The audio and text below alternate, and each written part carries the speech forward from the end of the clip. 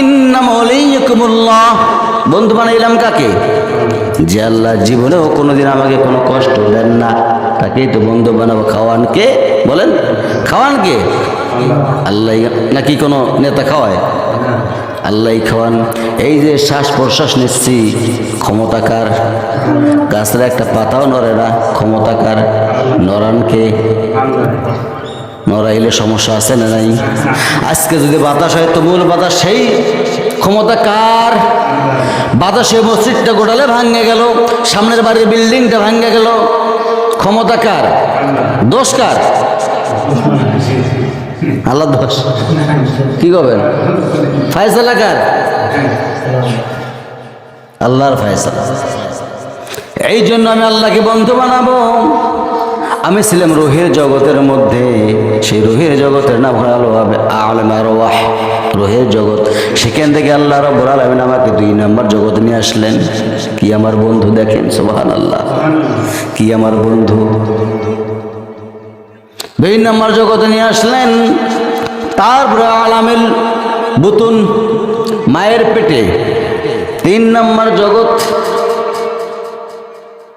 মায়ের পেটের মধ্যে কয়দিন আসলাম মনে আছে? মনে আছে? মনে নাই? আমার ভাইয়েরা, সেখানে আল্লাহ রাব্বুল আলামিন সামান্য 1 ফোঁটা পানির দ্বারা আমাকে এত বড় করলেন। বলি সুবহানাল্লাহ। লম্বা কথায় যাব না, ঠোকা মারতেছি, ঠিক কিনা? 2 নম্বর বন্ধু বানাবো। ইন্নামা ওয়ালিয়্যুকুমুল্লাহ বলছি, কিন্তু আমি ওয়া রাসূলুহু মুহাম্মদ সাল্লাল্লাহু।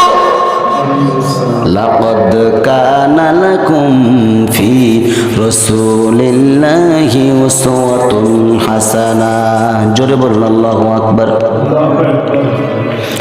তোমাদের মাঝে আমি উত্তম বাস্তব আদর্শের নমুনা রেখে দিয়েছি, কেবলমাত্র শুধুমাত্র মুহাম্মদ সাল্লাল্লাহু আলাইহি ওয়াসাল্লামের মাঝে কাউকে বন্ধু বানাও না।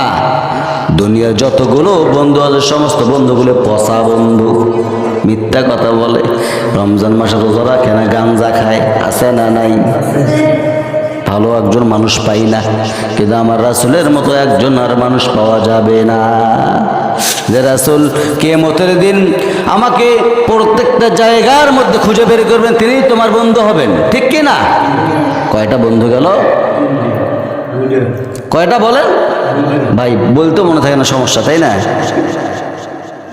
والذين آمنوا الذين يقيمون الصلاة। সুবহানাল্লাহ, কি সুন্দর কথা বলেছেন। ইমানদার ব্যক্তিকে বন্ধু বানাবো। ইমানদার ব্যক্তি কে? ইউকিমুনাস সালাত, যারা আকিমুস সালাত, দিন কায়েমের আন্দোলন করে, ইভেন্ট নামাজ 5 ওয়াক্ত পরে নিজেও অপরকেও নামাজের আঞ্জাম দেওয়ার, নামাজকে এক কথায় নামাজ কায়েমের আন্দোলন চালিয়ে যে আমি তাকেই বন্ধু বানাবো। বলি আলহামদুলিল্লাহ। আমি কথাটা এদিকে ফাইন্ড আউট করি একটু, তাহলে কি হবো না বলেন তো? প্রথমে আমরা অলসতা করবো না। সর্বপ্রথম আমি কি বলছি? আব্দুল্লাহ ইবনে মাকতুম রাদিয়াল্লাহু তাআলা আনহু, অন্ধ সাহাবী, সে যদি অন্ধ হয়ে শাহাদাতের নজরানা পাওয়ার জন্য এত কিছু করতে পারে, আল্লাহ রাসূল অনুমতি দিলেন না। শেষ পর্যায়ে দ্বিতীয় খলিফার আমলে, কার আমলে? দ্বিতীয় খলিফার আমলে, হযরত ওমর রাদিয়াল্লাহু তাআলা আনহুর আমলে, শাসন আমলে একটু চান্স পাইলেন। ওই চান্সে উনি শহীদ হয়ে গেলেন। বলি সুবহানাল্লাহ। তাহলে আমরা তো আঙ্গুল চুষলেই হবে? আমরা তো আঙ্গুলে চুষতেছি। আমাদের জাতি ভাই ইরান একজন লিডারকে মেরেই ফেললো মুসলমানদের। কে ওই লোকটা? কে?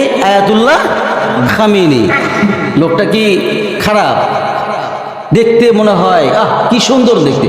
হ্যাঁ, দলমত নির্বিশেষে মানুষের মতদক্ষ থাকতেই পারে, সেই বলে তো তারা মুসলমান।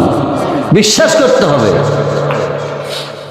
ইরান যে বাংলাদেশকে সাপোর্ট দেয়, এক কথা মুসলিম রাষ্ট্রগুলোকে যেভাবে সাপোর্ট দেয়, এইভাবে সাপোর্ট যদি অন্য রাষ্ট্রগুলো দিত, মুসলিম রাষ্ট্র যতগুলো আছে, বাংলাদেশ এতদিনে কালিমার পতাকা উড্ডীন হয়ে যেত। বলি সুবহানাল্লাহ।